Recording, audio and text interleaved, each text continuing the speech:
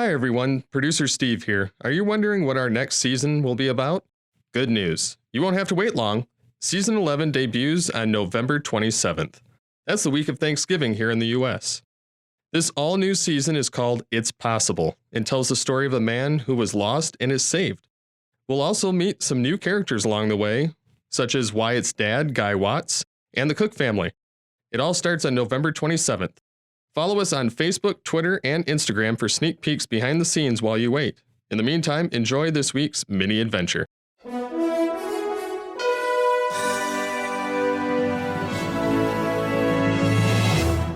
Hello everybody, it's Director Doug here, and once again we have a little bit of a mini adventure for you. And today we're doing something a little different.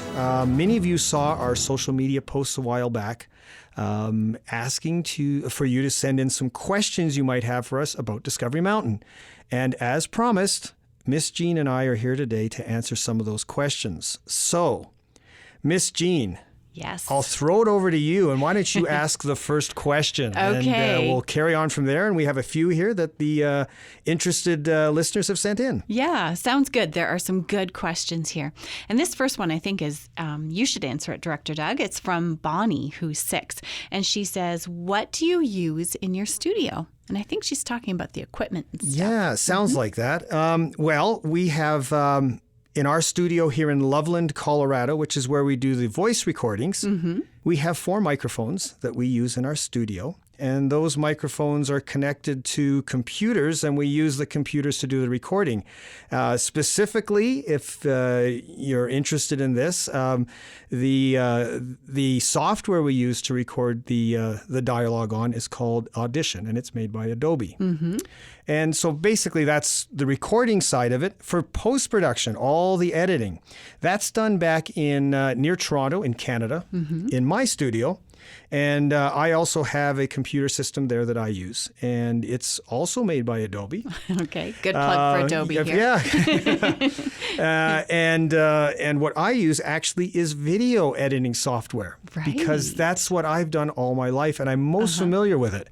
And the software I use is called Premiere. And I edit all the dialogue tracks on that. I also do a lot of the sound effects builds on that same bit of software. And so that's kind of the editing process. And that's basically what we use. If you have any more specific questions, you can always email me or email Miss Jean with specific questions. And I'd be happy to dialogue directly with you. Yeah, nice. Good. Well, this next question is somewhat related. So this listener is asking, how long does it take to create one episode? Oh, my. Well, longer than you might think. A lot longer, isn't it? Yeah. Well, we start off recording in studio. And generally speaking, I would say the average scene takes us about an hour. Sounds about right. Yeah, about an hour. It depends. That's what we usually schedule, and we're usually slightly under, slightly over. Yeah, but it averages out to about an hour. And sometimes it can take quite a bit longer when you have all the bloopers. We have a little bit of fun sometimes. We have a bit of fun. Don't we? And one thing we'd like to do in the future, maybe for all you listeners, is maybe do a behind-the-scenes video where we actually show in real time one of our scenes. That would be neat. And so That'd that's one of the things we've been discussing here doing. We're trying to figure out technically how to do it, but that would be really interesting. Yeah, that would. So the recording, about an hour, give or take.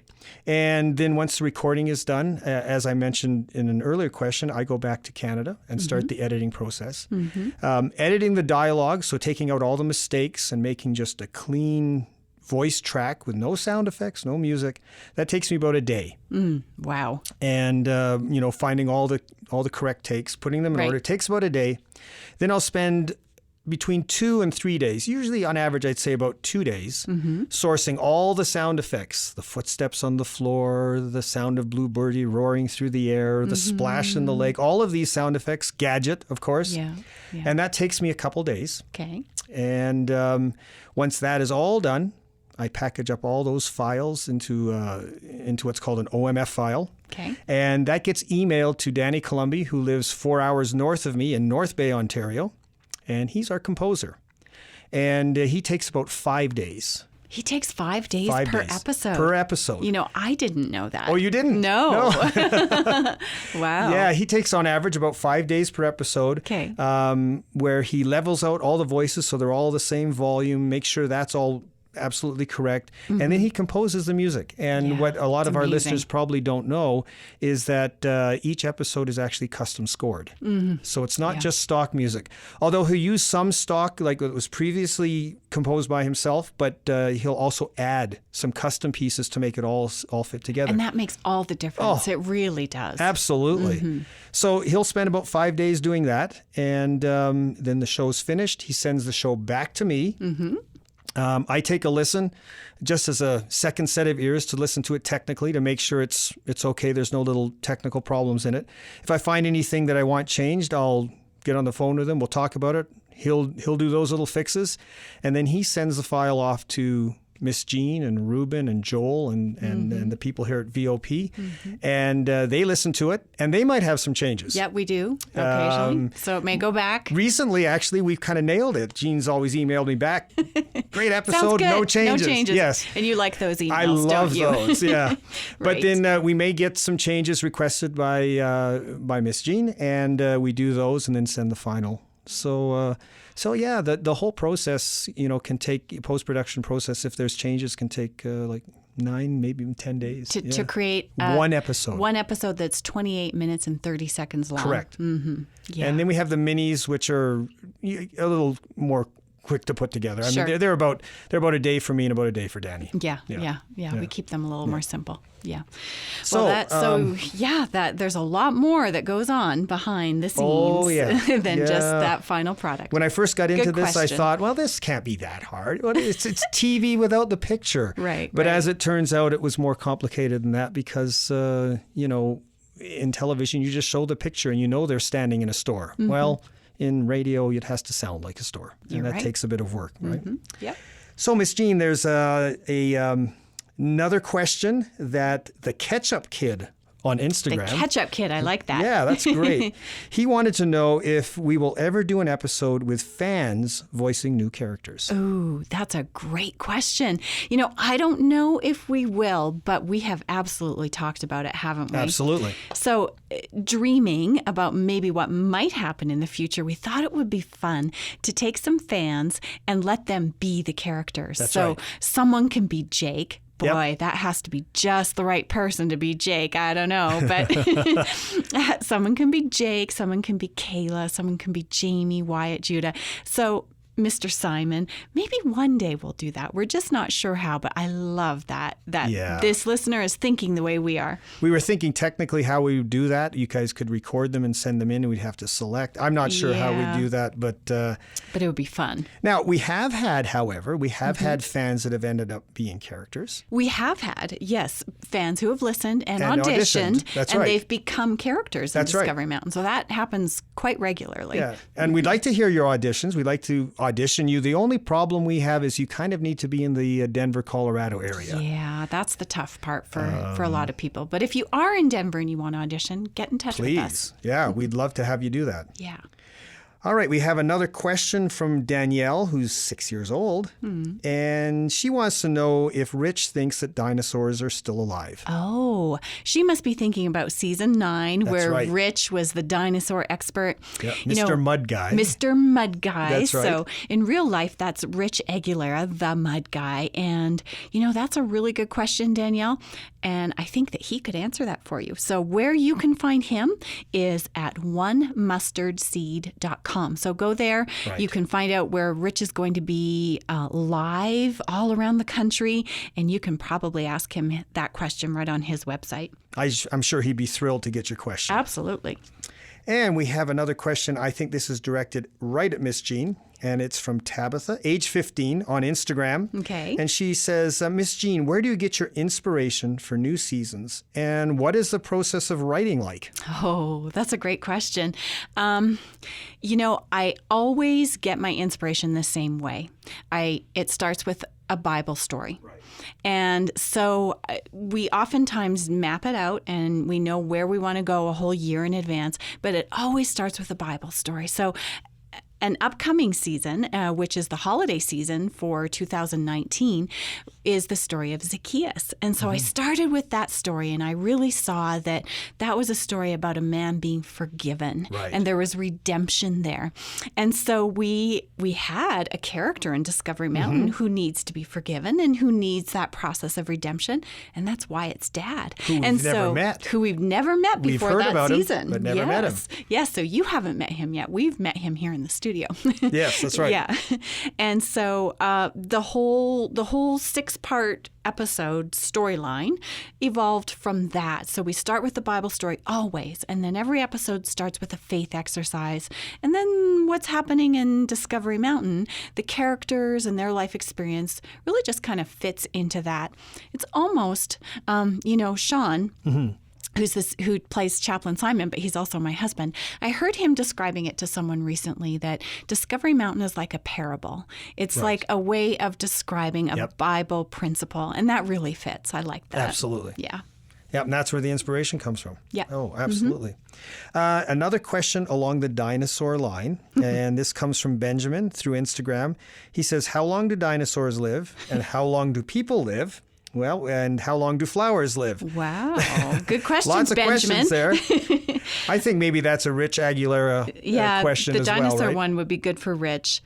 How long do people live? Well, it just depends, doesn't it? It depends how well you look after yourself a lot of the time. A lot of the time. Yeah, you can live Eat well your into veggies your 90s. and get your exercise. Yeah, even 100. Many That's right. people nowadays. Used to be very rare a person lived past 100, and it happens, somewhat frequently now. Right. And how about flowers? Well, if you don't pick them, they live a lot longer. Once you pick them, they don't live very long. No, and some of them come back every year, and some of them are only once. That's true. Yeah. Oh, Benjamin wrote another one here. Let's see. I think this one's for both of us. What are Miss Jean and Director Doug's favorite games? Well, Miss I wonder Jean? what he means. Table games. My family and I like to play Scrabble, and there are all kinds of games we like to play. We like to play Uno. What kind of games do I like to play? It's probably very boring because I'm an adult. But if I'm sitting somewhere like in a waiting room or something and I have my phone with me, I love to play Sudoku. Right. I think because I work with words so much of the time, I love a good numbers game. That's my favorite. Does it? Well, I don't play the really hard ones. I choose medium, and then I feel like I can conquer them. But anyway. Well, Shelley, my wife, likes playing that. And as far as me, I'm not you? much of a game person. I think our family kind of enjoys Rook. Oh, okay. Mm-hmm. And we'll play that at family gatherings. But I'm more of a sports guy. Oh, yeah. What kind of sports do you like to play? So I like to play squash and hockey. I play hockey. In the winter, I play hockey twice a week. And in the summer, in Canada, we have lots of rinks. And we can make artificial ice year round. And I play once a week in the summer, twice a week in the winter. And so that's, I'm more into sports. Hockey, skiing, cycling. Definitely. Yeah. Table games, not so much, but if there was one, it would be Rook. Okay. Yeah. Good. Let's see. Levi, 5 years old. He says, will there be any more summer camp stories with more songs? We loved Summer of Strife. Oh, season 2. Yes. That's where we met Judah and we met Ben and a few other characters. That was a great one. That was our first summer camp It was our first series. summer camp series, yeah. Every summer we plan to have a summer camp series. Yep. This particular summer of 2019, it's a little different because our Discovery Mountain Pathfinders go away to Camporee. That's right. So we don't really hear about Discovery Mountain Camp very much, but definitely we'll have one every summer. Yes. And I just have to say, Levi, if you loved all the music from summer camp, you're going to love the VBS program that we created. Yes, so you can find out about that. Ask your mom or dad to go to discoverymountainvbs.com, and we created 9 all-new songs for that, and it's fun music. Oh, absolutely. And videos. And video music. So there's videos of the kids singing the songs. It's excellent. All set in the mountains. Beautiful scenery. At a summer camp here in Colorado. That's right. That's right. Yeah. That's right. You'll love it, Levi.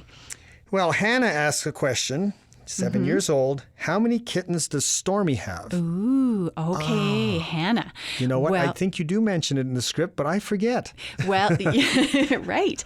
So let's see. Season 9, we find out That's that right. Stormy's going to have kittens. That's right. And then there's a special mini adventure. It's easy to find. It's just called Stormy.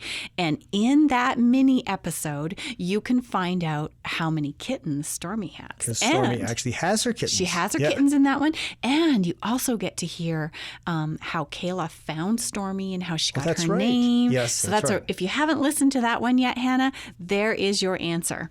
All right.